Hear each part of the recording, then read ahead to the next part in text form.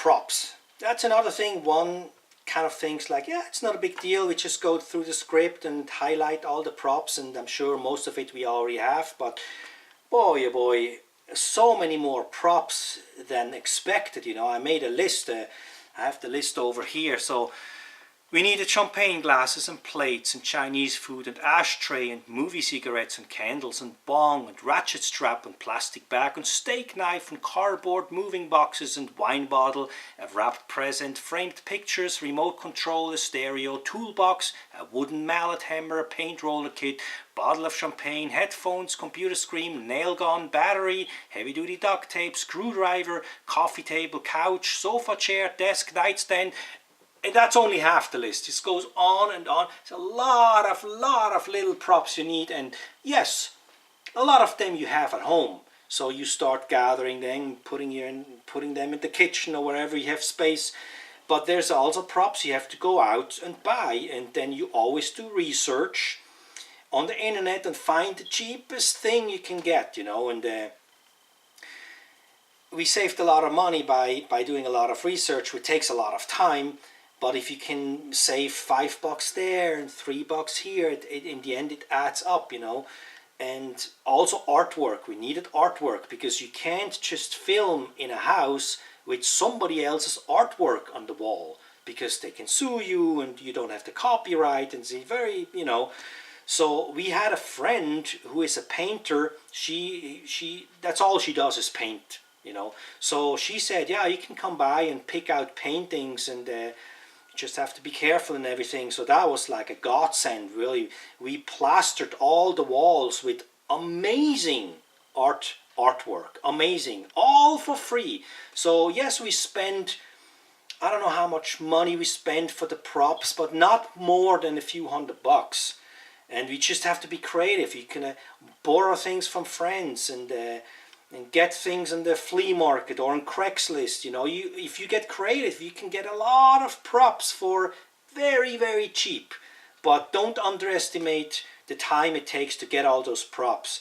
But we did it, and we came out well, so that really worked out wonderful. Oh boy, I almost forgot to tell you guys about the biggest prop we needed. Police car and police uniforms and police weapons.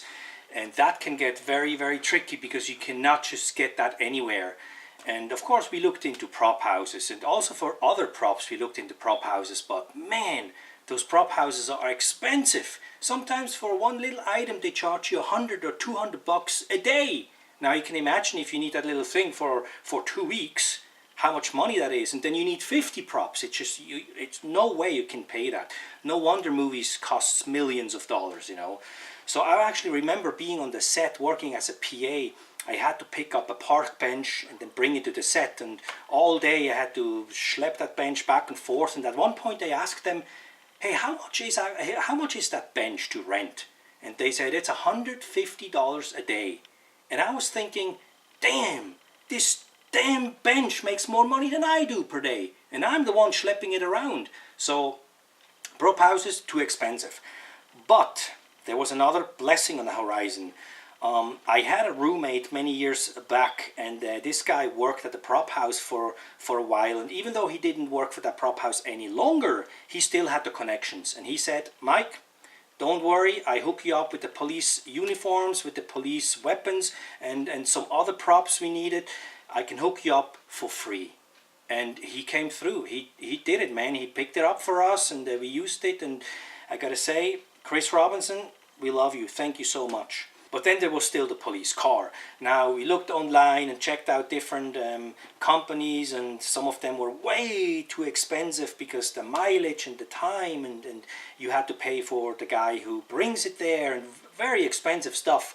But then we came across this one company here in LA, and they seemed very nice. So we decided, my wife and I decided, we go there to go there personally, you know, because we're very charming people and we're good with people and they like us, and so we went there, and it was a very nice guy, and we connected instantly, and we told him about our first micro budget film and if he could give us a discount and this and that, and it was very good connections we had. And he in the end said, you know what guys, I like you, I give you a discount, let's just say $300 flat, and I will drive the car there. I won't charge you extra money or mileage, whatever. Just $300 flat, and we only needed it for a few hours. So that deal was awesome. So we got, for $300, we got a police car.